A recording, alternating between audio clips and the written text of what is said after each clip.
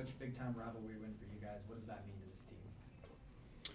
Well, it obviously means a lot to our players and our staff and our program, but we recognize it means a lot to a lot of other people as well. Our community and our school and our alumni base, and so it's important that you play to the best of your ability and compete really hard, not only for your program but for a lot of other folks. Was there a message to the girls beforehand about the rivalry, or were you kind of looking at this as one game, just another game? No, I mean, we always talk about it, and I think just because I think records and stats and all that stuff kind of goes out the window. Brandon, what does it say when you get a lead of more than 20 points and Samaya's only got a single point today? Well, she's obviously not 100%, but credit her toughness for still wanting to contribute in whatever way that she can, and I think she's obviously very capable of still running our team and getting us into offense. But we're not going to become the best version of ourselves without really being a unified group. And I think the last couple of games, there's evidence that today we had 4 people in double figures. We had 40 points off the bench, and got some really key contributions from a lot of different players. More on Samaya, Coach. She played 19 minutes tonight. Obviously, you mentioned with her not being quite 100%. Is that more than you expected?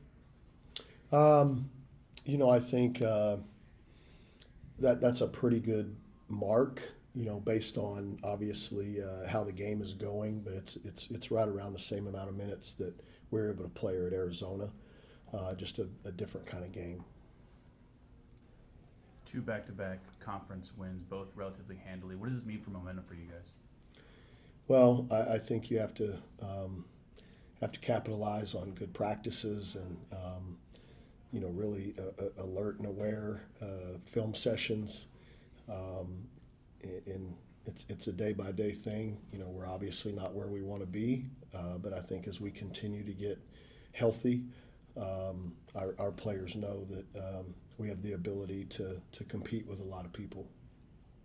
Brittany had 8 points, 4 rebounds in 11 minutes. Just what kind of role is she taking on this team? Yeah, I'm really proud of her today. I thought she played extremely well, was aggressive, wasn't hesitant in any form or fashion, and has been practicing well and deserves opportunities. Was post-play an emphasis with as many points in the paint today? Well, I think with how Jalea's playing, that's always going to be an emphasis with us. But we feel really good about Lily and Reagan, obviously, as well. And I thought our frontline passing was pretty good today. They played well together. And with Elle coming off the bench, she had 14, 4 for 4. I mean, how have you seen her kind of handle being put on the bench and then also kind of coming out? I would say she doesn't see it as being put on the bench at all. I think she sees it as I want to do whatever I can to help our team play better, and if that means coming off the bench, which she's played really well and given us a spark. I think she just wants to win. There's a lot of players that we could put in the starting lineup, but we've kind of searched for some combinations that work together, not only when you start the game, but also when you start, some substitutions. Was your planning affected by the absence of Tess Heel? A little bit. Obviously, there were some things that, from a game plan standpoint, we had already instituted because we didn't find out until last night that she wasn't going to be available. But she's definitely, a key player for them and makes them better. For someone like Jalea being a Kansas kid playing her first Sunflower Showdown, did you notice any difference in her preparation for this game or her fire kind of going into this one? Yes. Where do you see her level of maturity kind of impact you as a freshman on the floor? Well, I think she's really grown just in the last 10 days when it comes to poise and composure. You know, she's a fiery competitor. She's an emotional player, and we love her passion.